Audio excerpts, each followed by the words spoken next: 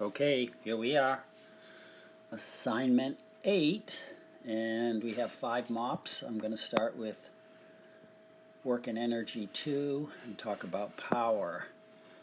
But before I do that, let me give you my little coaching pep talk. I totally understand that you're here to get a good grade and move on with your lives and your career, but I'm here as your coach to help you with that, but also to encourage you to learn. And learning means understanding, and understanding means constructing knowledge. So we're not just doing assignments. We're not just trying to figure out how to solve problems. We're not just trying to find the right equation for the right situation. We're trying to understand the underlying principles of physics and how all the concepts and terms we've learned fit together. So we have power. Power is an energy-related idea. Don't just memorize the definition, P equals W over T, or P equals energy over time. That is the definition. It's useful to know that, even memorize it. But understand power is a time-related concept. It's the rate at which you do work, the rate at which energy is generated or consumed. It's a time rate thing. And so naturally we look at the units, joules per second. And so, following the MOPS, the first questions are on definition of work. It is the time rate of change at which work is done or energy is used or consumed. And the simplest equation would be the two that I just wrote and erased. But this is really average power, or energy over time, if we write it out. And if you were explaining in an essay power, you would say these words and write these equations.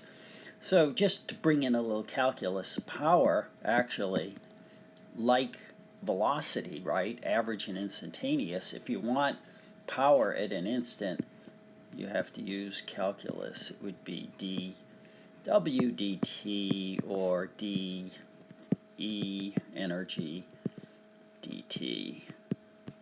So that's our definition, and then we said the units, right? So then there's a set of questions on units, and we saw that last week. The first and obvious unit, energy over time, is joules per second. That has a name. The symbol is a capital W. The word is watt or watts. But we can also unravel the joules. And when we unravel the joules, kilogram meters squared per second squared divided by seconds, what do we get? We get kilogram meters squared per second cubed.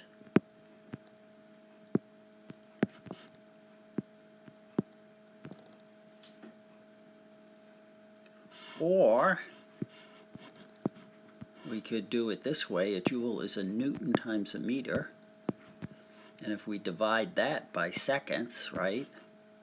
A joule divided, there's the joule, Newton meter, divided by seconds. What do we see? We see Newtons meter per second, which is Newtons times, which is force times velocity. So we also have another equation that's sometimes useful. The force times the velocity, right? The velocity is since work, distinguish between work and power. Work, we know, is force times distance times the cosine of the angle, right? And we're not just looking at an equation, right? Work makes sense. The work you do is the force you apply and the distance over which you apply it, and the angle, because if the angle isn't 0 or 180, the work is less. And if we divide the work by time, we divide this by seconds, we have a distance over time. And so we can multiply a force times a velocity and get a work as well, and get energy as well. Then there are all these Mac and Tosh problems, haha. And so if you push a ball up a hill and someone else pushes the same ball or rock up a hill faster, the power is higher. We even have the example, in fact, when we're in-house, we do this lab where you have to climb two flights of stairs and take the time, and then you run up 2 flights of stairs. So the work you do when you run up 2 flights of stairs is your change in potential energy, which is the mgh. And if you do it in 5 seconds, the work is the same. You do it in 10 seconds, the work is the same. But the power will be different. And the faster you do it, the more power output that you have. Sometimes you see exercise machines where you can pedal a bike or row a machine and they'll have a power output. And the rate at which you do the work is proportional to the power output in watts, or the British units of horsepower, which we also use, but not in physics generally.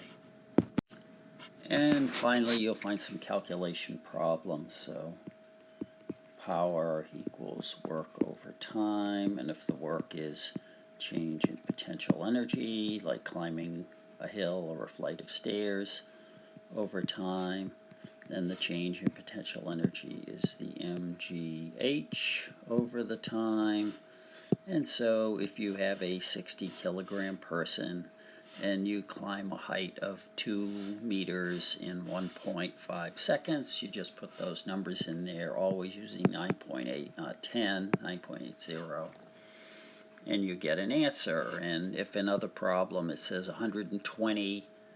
a force of 120 newtons is used to push a 15-kilogram box at 1.5 meters per second, what is the work done? So diagrams are great. I can't emphasize. So since you're pushing at a constant velocity, right, you're pushing against friction, so here's the applied force, the 120 newtons. This is going to be a friction force of 120 newtons. Why? Because it's not accelerating. And of course there's a normal force, and there's a force of gravity, and the force of gravity is the mg. And so what's the work done? Well, there's 2 ways of thinking about this. One way you might come at it is work is force times distance. So you've got 120 newtons. And remember, the mg is 15 times 9.8. If I use 15 kilograms, that's 147 newtons. And the normal force then, right? Some of the forces have to be 0 in this case, or newtons. But the displacement is horizontal. So this force and this force are never used in the calculation. So there's one mistake you might make. No, the applied force is 120 newtons. It's over 6 meters. So there's the work, but what's the time? We're not given the time. Well, you could say if you're pushing at 6 meters at 1.5 meters per second, that's going to be 4 seconds, so you could calculate the time. Or, right, you could just use the force times the velocity. And that would be the applied force, 120 newtons, times the velocity, 1.5 meters per second. In both ways, you will get the same answer. Okay, that's power. We're done with that one.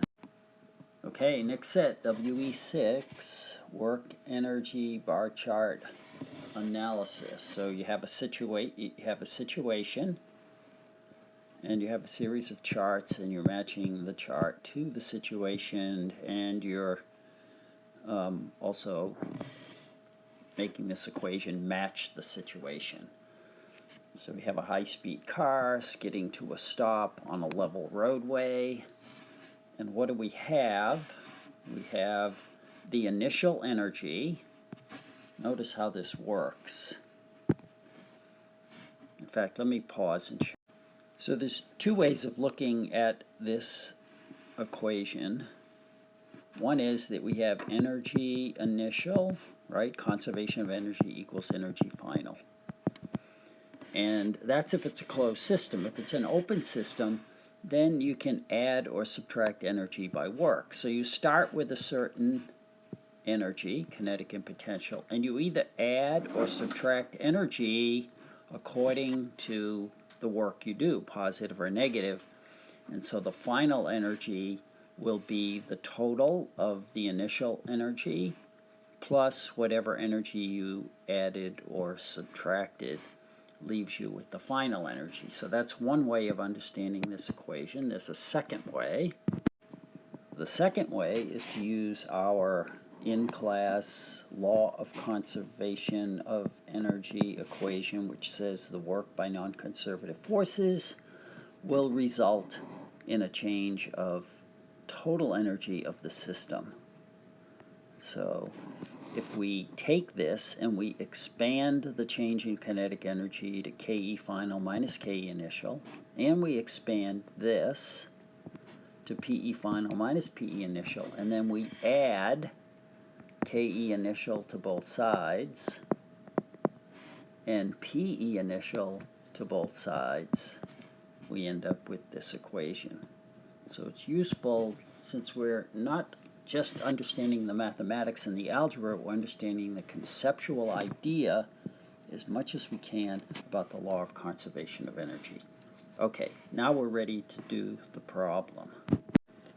So you can develop your own approach, but my approach is usually to read through the description and then think about what I'm going to look for and then go to the charts and see if I can find it.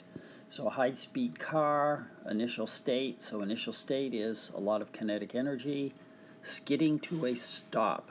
That's a negative frictional loss of energy, right? So negative work along the level roadway. So it's level, so there should be no change in potential energy. In fact, I'm expecting the potential energy to be zero on both sides. So no, this doesn't look right, this doesn't look right. Oh, here it is. Or is it here?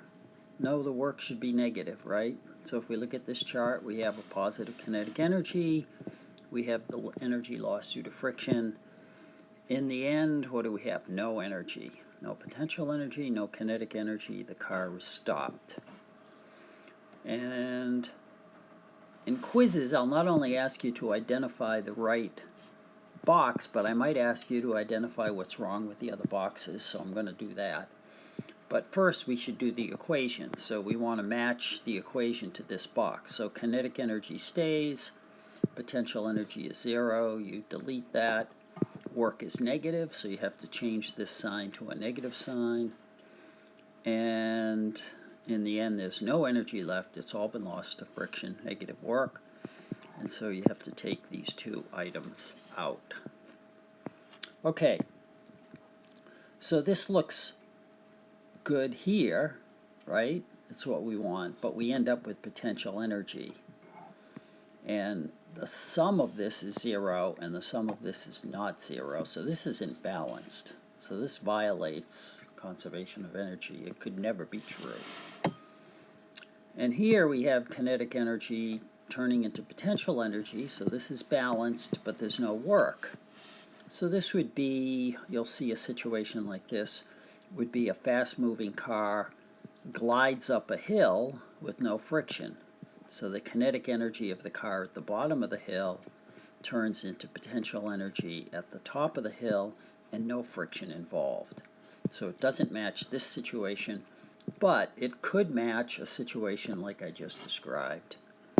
And this one is correct for this situation for all the reasons we described, and this one couldn't match any situation. This would be like, oh, a car is moving fast, and then we push it and give it more energy. So there's 8 units of energy. This side should have 8 units of energy. either the kinetic energy would double, or the kinetic energy and the potential energy, like it's going fast and it goes up a hill or something. So, but this will never be correct because it's not balanced. Okay, let's try one more. Okay, following the same approach, I'm going to read the description. A spring-loaded dart gun mounted at ground level, so no gravitational potential, but there is spring potential energy. That's the initial state. Launches the dart upward at a 40-degree angle. The dart ascends upward to the peak of its trajectory. Final state, neglect air resistance. So it's not on the ground, there's no friction, there's no air resistance. So we should start with no kinetic energy, right? Because it's before launching. Potential energy, no work, positive or negative. And you say, doesn't the spring do work? Well, the spring work is the potential energy term, so that's not an outside agent. And the dart ascends upward, so it's at a 40-degree angle. So when it gets to the peak, right? When it gets to the peak, it's going to have both potential energy, because it's higher, and kinetic energy, because it's not shot straight up and down. Right? If it was straight up and down at the top, the kinetic would be 0. But because it's at a 40-degree angle. So we're looking for potential energy in the beginning and kinetic and potential energy at the end. Chart A looks pretty good, and it needs to be balanced, right? So we have 4 units, 1 unit of kinetic, 3 units of potential.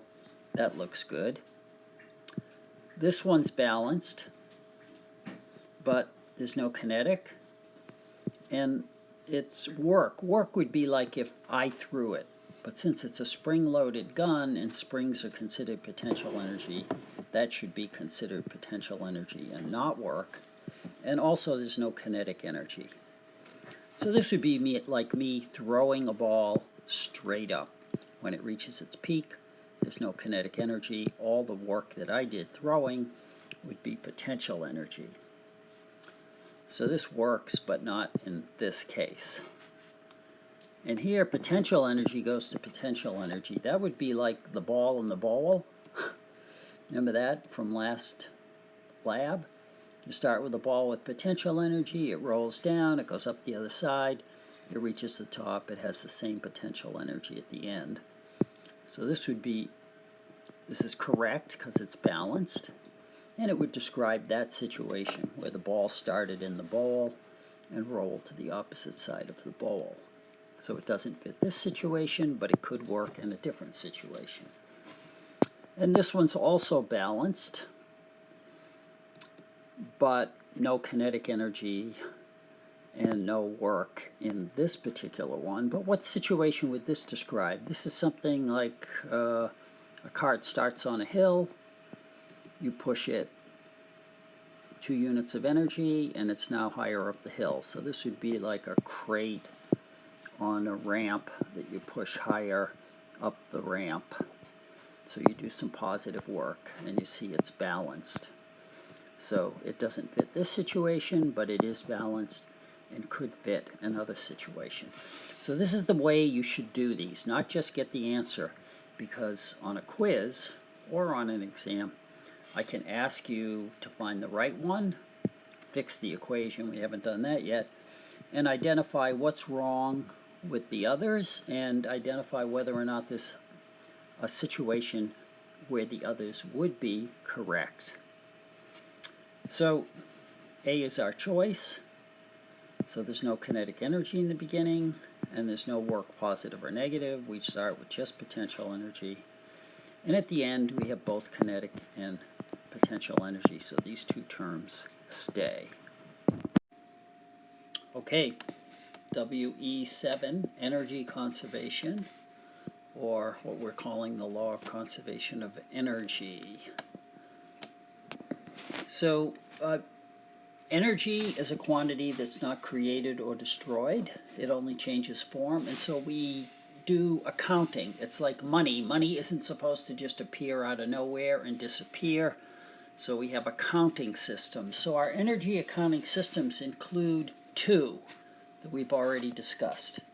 One is this one from the equation sheet, that the work by non-conservative forces equals the change in kinetic energy plus the change in potential energy. And this term can be written either way. And there are two items buried in it, included in it, UG, U gravity, and U spring. And so you should be familiar with these terminologies. And written another way, we say, okay, since energy isn't created or destroyed, just like whatever money you start with at the beginning of the month, you have to be able to account for how much you have at the end of the month, and the work by non-conservative forces is like money spent or money received. And so we saw that we can rearrange this to get the MOP equation. And the MOP equation is just say, okay, we start with kinetic and potential, we add or subtract energy through work, and that's how much final energy we should end up with, right? It's like accounting. You start with so much cash, you do so many transactions, you end up with so much cash. And so doing problems means using these equations, but being able to identify all of the energies. So there are two major situations. Situation one is when there's no work by non-conservative forces, no work by external agents, and then the total energy of the system, the potential and kinetic in the beginning, have to be equal to potential and kinetic at the end. The other category is when you have work. And whenever there's work, the initial energy can be smaller or larger by the final energy by the amount of work, positive or negative, that is done. So anyway, the first set of questions in the WE7 MOPS are about conservative and non-conservative forces. So gravity is a force, but we consider it a conservative force. We've seen in exercises, if you lift an object and bring it back down, you put energy in getting it up there, and the energy comes back when you release it. A spring is a conservative force. If you compress a spring and then release it, the energy, the work you did to compress it, is released when it releases. In the real world, a spring may not be that way, but for our purposes, we consider the gravitational force and the spring force as conservative forces, and we account for them rather than as a work term. We account for them as a potential energy term. Pretty much everything else is a non-conservative force, in that it leads to work, which can change the energy of a system. And the most common ones that we see are applied force, someone actually pushing or pulling on an object, or the friction force. Those are the two most common ones. But air resistance is like a friction force, and normal force generally does not do work, but if it were to do work, then it would be a non-conservative force. Or a tension force, for example, if you're pulling a box with a rope, that's an applied force, but it's coming through onto the object as a tension force. So the non-conservative forces in our way of accounting is the gravitational force and the spring force. And another terminology that's used in the MOPS is internal. So since we consider the force of gravity or the spring force internal to the system, then we also call those non-conservative forces. So that's just another term to be familiar with. So you'll notice most of the early questions are about whether or not the total energy of the system is constant. And so we discussed that. The total energy of the system will be constant if the work term is 0. And if the work term isn't 0, then the total energy is going to change. And if the work term is 0, neither energy need be constant, but the change in energy of each together has to equal 0. And most of the examples that you'll see, the quantitative examples, are fairly straightforward. If there's a frictionless situation, then the work term is 0, the total energy has to be constant. If you start out with 12,000 joules, then you have to end with 12,000 joules, so the kinetic energy by that method gives you that this has to be 9,000 joules. And the last set of examples where balls roll down hills of different inclines. If the change in height is the same and they start from rest, then the increase in kinetic energy will be the same if the height is the same, whether the track is straight or tilted less or even a curved track.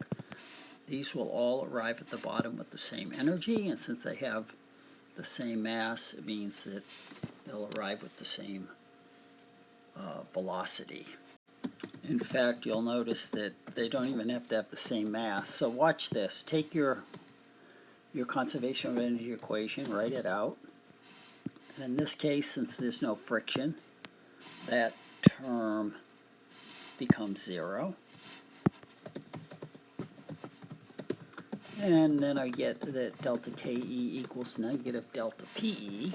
And so 1/2 m V final squared, because V initial is 0, so KE initial 0, equals negative mg delta y. And the mass cancels. And so V final equals the square root of 2g delta y. Strictly speaking, it's negative 2g delta y, but the delta y is negative, and so it's actually independent of mass. So that's another example of using conservation of energy to solve a problem and get a result that might not otherwise be obvious. So moving on to WE9, you'll see it's very similar to 7, only most of these situations are where the work by non-conservative forces, right, is not 0. So it says an object's mechanical energy will not be conserved if, right, if there is work done on the system by non-conservative forces. And then we have some bar chart questions where we're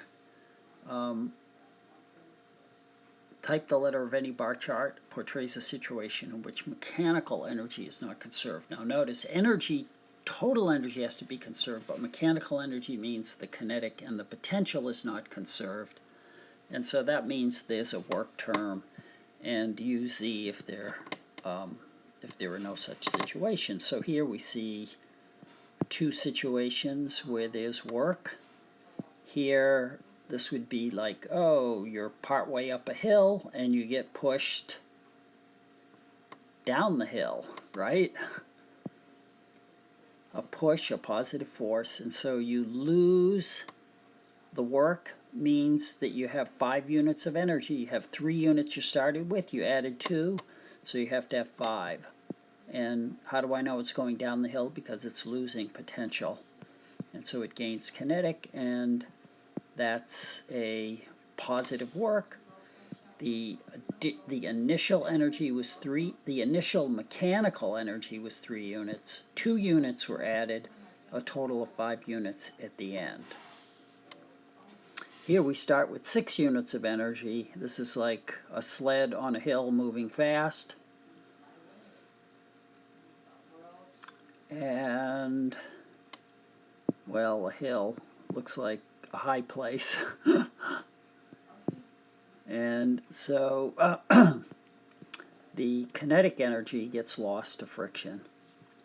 So the total energy that we started with, 6 units, 4 units of negative energy, like friction or someone slowing the thing down, And so the 6 units minus the 4 of negative work leave you at the end with 2 units of potential energy. And so here the total mechanical energy is not conserved. Here it's conserved. Here it's conserved. Down here there's a positive work. This is just another example of this one. Right? It's just the same chart. No work, energy conserved. No work, energy conserved. Positive work, like the one we just saw. These just the charts rearranged, so the same set of charts actually. Still in WE9. Do question 24 and 25. Go ahead, look at them and do them, and then see if you get the same thing that I get. So in the case of 24, I calculated the work, and it's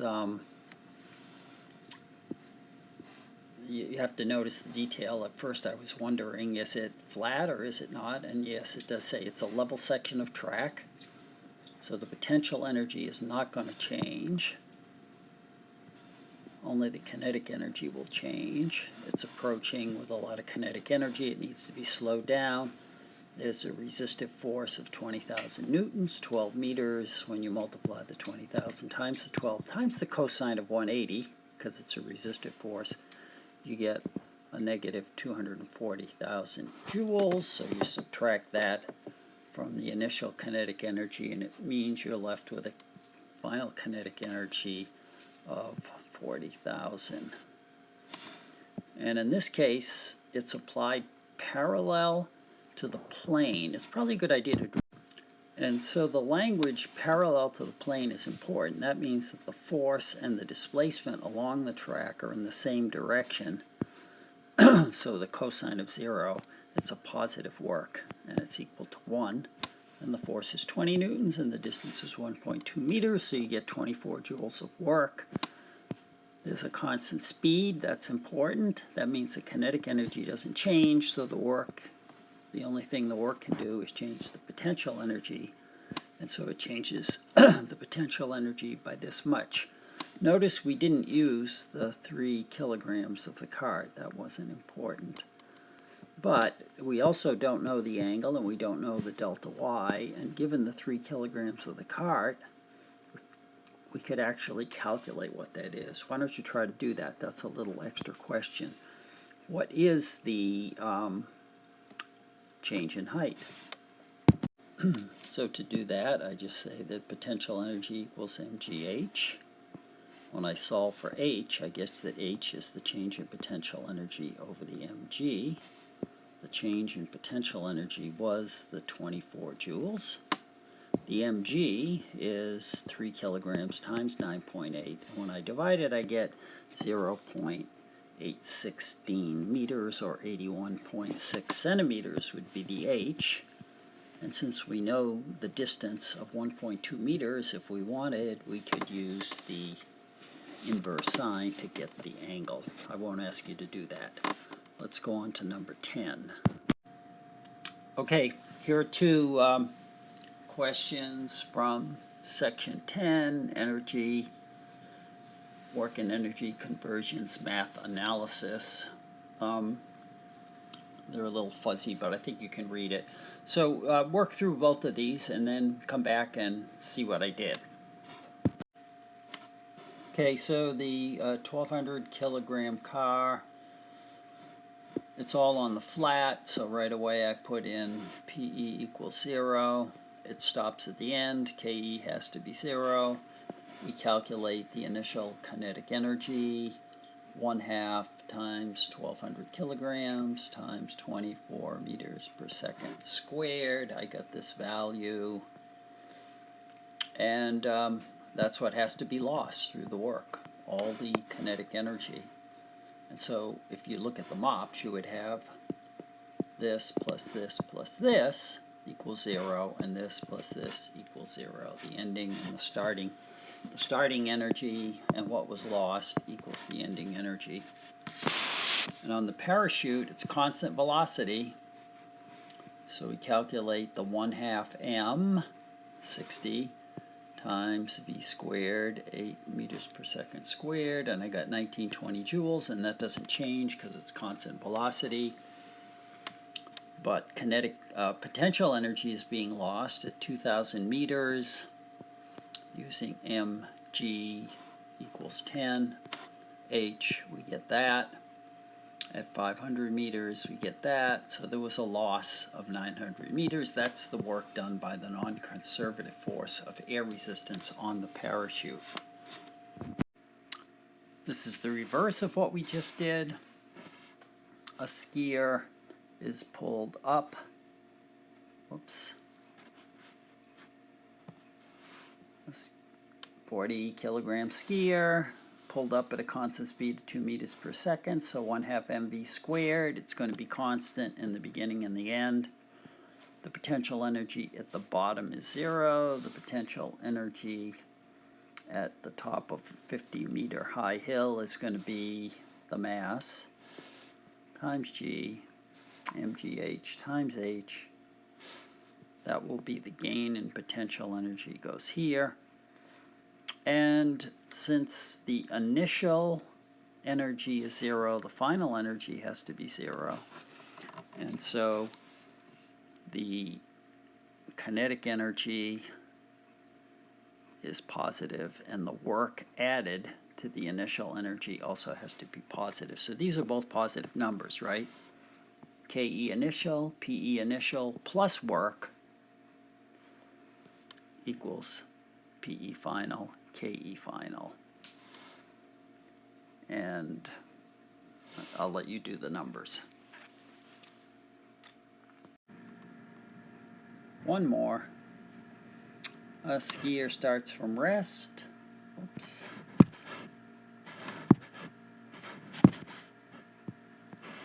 At the top of a 75 kilogram skier.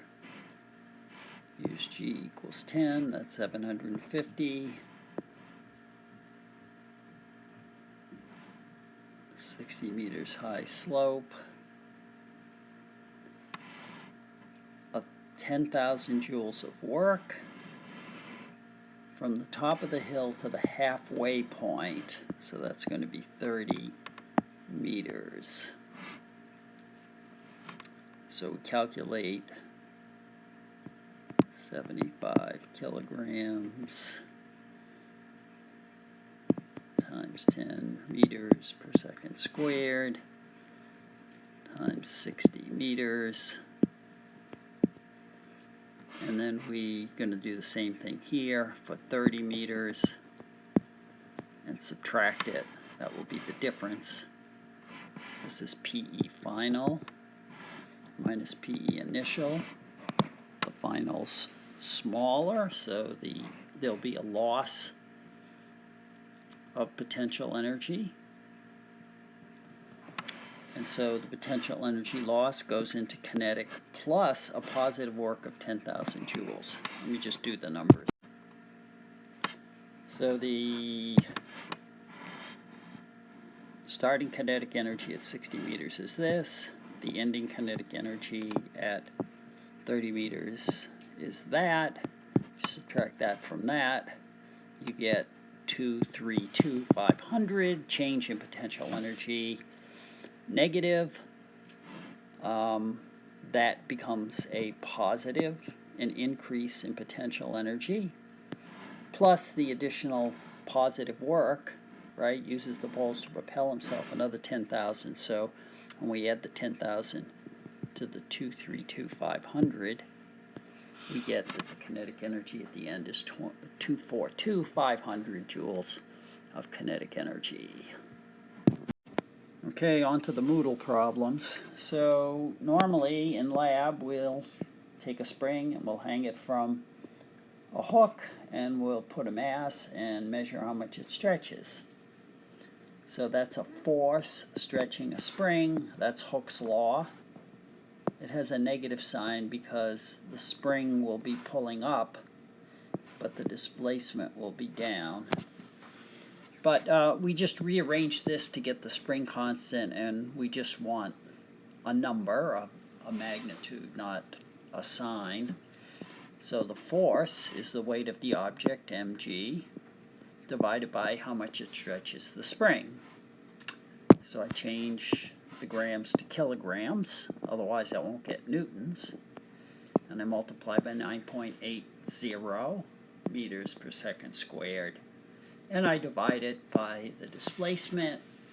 You could change it to meters and get the answer in newtons per meter, or you can, in this case, it's okay to leave it as centimeters and get newtons per centimeter. And if you leave it at centimeters, this is the number we get. We round to 3 sig figs, and we're done. So number 3 gives you 2 parts. It gives you 150 kilogram spring and some distance. You can use that to get the spring constant, and then it says, okay, for 350 grams, obviously it's going to stretch it more. So you just rewrite Hooke's law this time and get that X equals the spring force. That's going to be the weight of the mass, the mg, over the spring constant that you just calculated, right? The new mass, the 350 grams, divided by the spring constant you calculated. That'll tell you how much it extends it. And since it's quite a bit more force, it's going to extend it quite a bit more. Okay, skipping questions 4 and 5, because they're very similar. Going ahead to number 6, which is a Physlit simulation problem 7.7.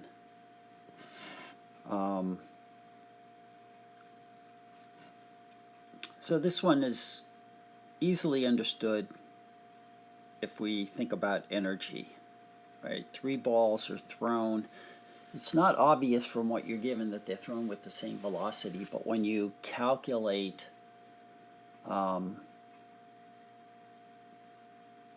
the total velocity from the components, you'll see they all have a velocity of 10 meters per second. So they all start with the same kinetic energy. And if you didn't know about energy and I asked you, okay, 3 balls are thrown as given, what's their velocity when they hit the ground? What's their energy when they hit the ground? And you wouldn't necessarily off the top of your head know that they're going to hit the ground with the same velocity and the same energy, but they do. And the reason is they, using our law of conservation of energy, work by non-conservative forces equals the change in kinetic plus the change in potential. And since it's a projectile in the air and we ignore air resistance and there's no friction, and you say someone's throwing it, no, but this is after they've been released. Once you realize that the starting velocity is the same, then the KE initial is all the same, right? Because they have the same mass and same velocity. And the KE final, the change in KE, will be the loss of energy. And so they all have the same M, they all have the same G, and they all have the same H or delta Y, right? They all start here. They all end on the ground. Even though this one goes up higher and comes down, this one starts at the height and ends at this height. And this one goes through the same delta Y. So they all have to end up with the same increase in kinetic energy. The K final will be higher, but it will be higher by this same amount. The question I didn't ask that is asked in the simulation, in which this one hits the ground first, obviously. This one hits the ground a little bit later, and this one takes the longest to hit the ground. But even the time difference doesn't mean that there's a velocity or energy difference at the end. And you can think about why. This one already has a component. You know, the time depends on the Y component, right? The starting Y component. You know, if we launch, we know if we launch projectiles at different velocities horizontally, they'll all hit at the same time. in different places. And so this one hits sooner because it has a y component, velocity down. This has no y component, so it takes the same time to hit the ground as if we drop something in free fall.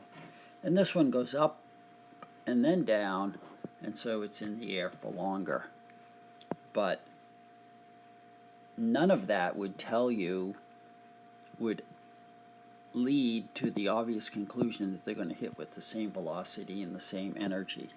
Using conservation of energy gets us to see that very easily and very directly. Number 7, I think, is pretty straightforward, a lot like the problems we did in WE2, where we did power-related problems. So power is work over time. The work you do climbing a flight of stairs is your change in gravitational potential energy divided by the time it took you to do it. And so you need the mass times g. But the mass is given in pounds. Actually, pounds is a force, but we have a way of converting it to a mass. And so you convert the pounds to kilograms, and then when you do this, you'll get units of joules per second, or watts. And then you have a conversion for the watts to horsepower. So I think that's all should be straightforward. So here we are at number 8.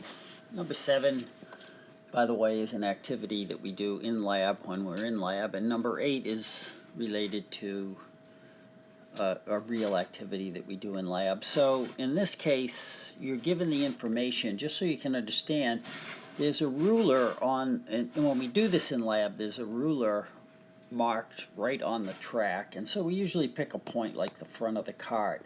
So this would line up with the mark, 112 centimeters. And when it gets to the bottom and it stops, and the spring locks in place, otherwise it would rebound, that's the lowest position. That's the 16.8 centimeters. And what's not shown in the figure is the position when the spring, before it compresses, when it first touches, and that would be the position of the 24.0 centimeters. Just so you can visualize this thing as a real activity. And so what do we understand energy-wise? Well, negligible friction. So the work by non-conservative forces is going to be 0. And so the change in kinetic energy is going to be equal and opposite in sign, equal in magnitude and opposite in sign to the change of gravitational potential energy. And here we have gravitational potential and spring potential, right?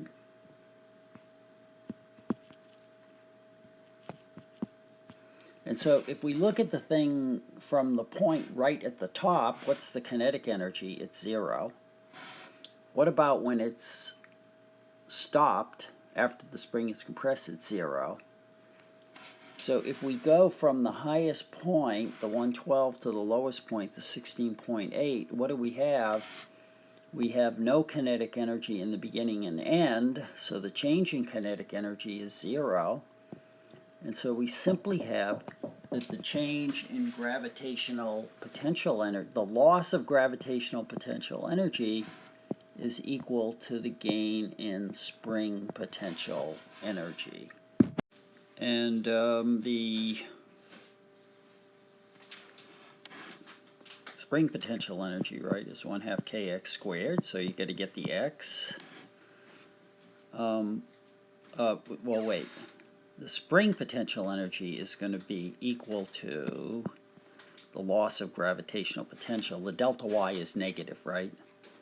So you're going to have the mass of the cart times g times delta y, which is a negative number. That will give you a positive number.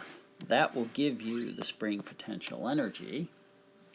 Of course, the delta y you're going to get from trig, right? You have the angle and the hypotenuse. So the delta y is going to be the hypotenuse, that long distance along the track, times the sine of the angle theta that's given. And then once you have that, you can get the spring constant. Don't try using Hooke's law. That's a common mistake because you don't know the force. You do know a distance, but you don't know the force. The force is not the weight of the card. So don't use Hooke's law to get the spring constant. Use the gravitational potential energy, and K will be equal to 2 times the gravitational or spring potential energy. They're the same in magnitude, divided by x squared.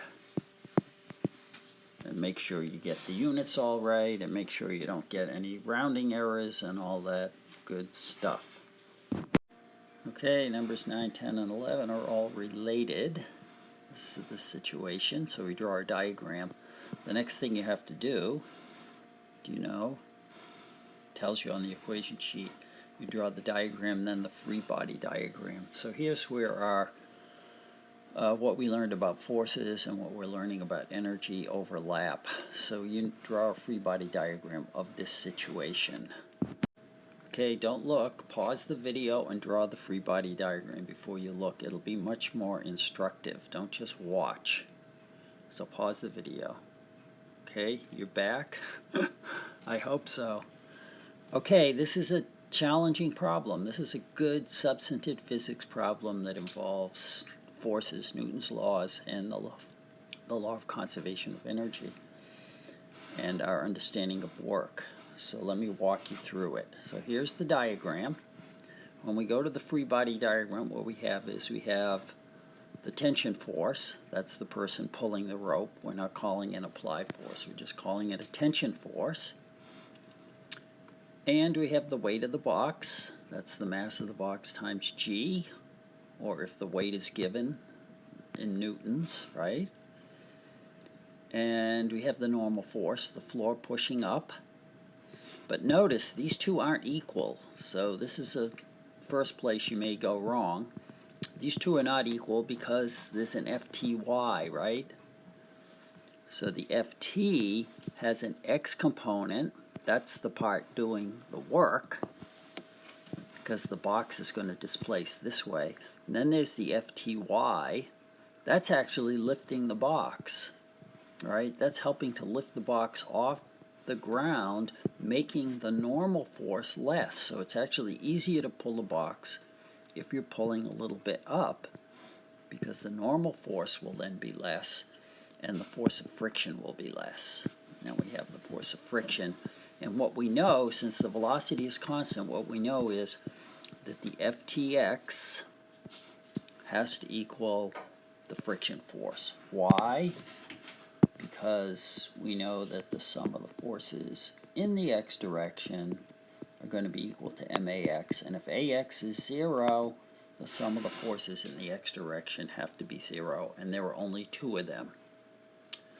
The same thing is true of the forces in the y direction. They also have to be 0 because there's no acceleration in the y direction. And so what does that mean? That means that the force down, the mg, is equal to the sum of the normal force plus the FTY, and the FTY, of course, is FT sine theta, as is the FTX, FT cosine theta. So what we have in this problem is we're going to have to write 2 sets of equations, sum of the forces x and sum of the forces y, and solve them, because we have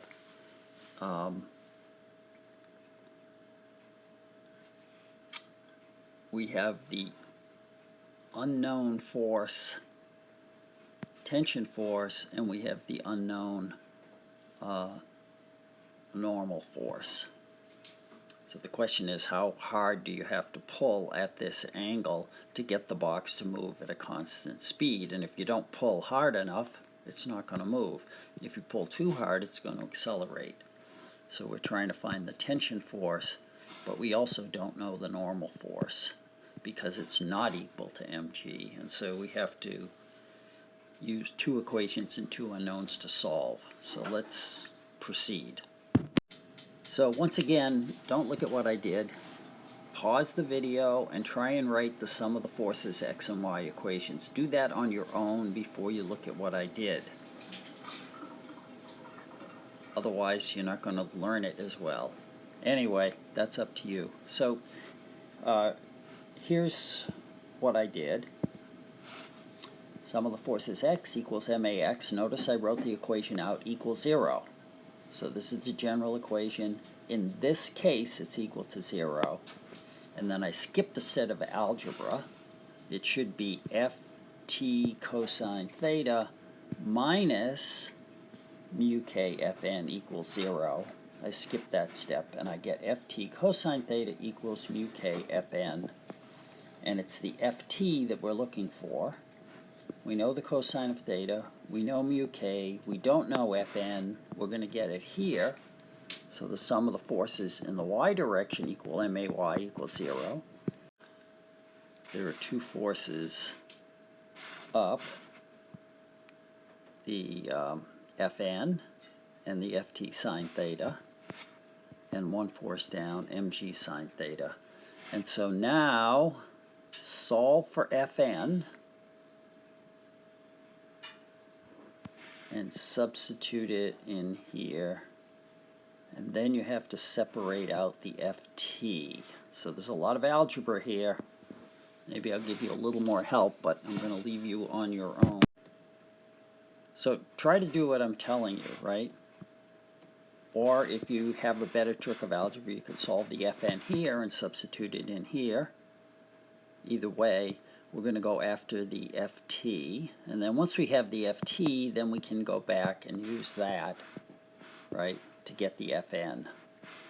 And all those equations, the general solution of those equations are found in question 11. So if you solve question 11 first, you can easily do questions 9 and 10. So let's try this method, solving for fn. Okay, I hope I didn't make a mistake in algebra. So, I solved for fn and got this. And then I took this and I substituted in here for fn. And so I get ft cosine theta equals mu k times fn. So notice I distributed the mu k over the mg and mu k ft sine theta, the distributive law, right? So I did that. And then I have to get the ft over here, so I added mu k ft sine theta to both sides, and I get ft cosine theta plus mu k ft sine theta equals the one term that's left. Then I factor out the ft, and that leaves, in parentheses, cosine theta, mu k sine theta. That parentheses I divide by both sides, and I end up with ft equals mu k mg cosine theta plus mu k, it's just mu in the problem, but kinetic coefficient of friction times the sine of theta. That's the general solution. Now that you have ft, you can, still a lot of algebra to do. You can go back here and substitute it in and get fn, or get fn over here by substituting ft there. But then there's still a lot of simplification algebra. I'm going to leave that up to you to do. I'm also going to add a table of contents, of course, at the end, which I forget to mention, but there will be a table of contents now. Okay, there's the table of contents for all the times at which I started each of these different problems.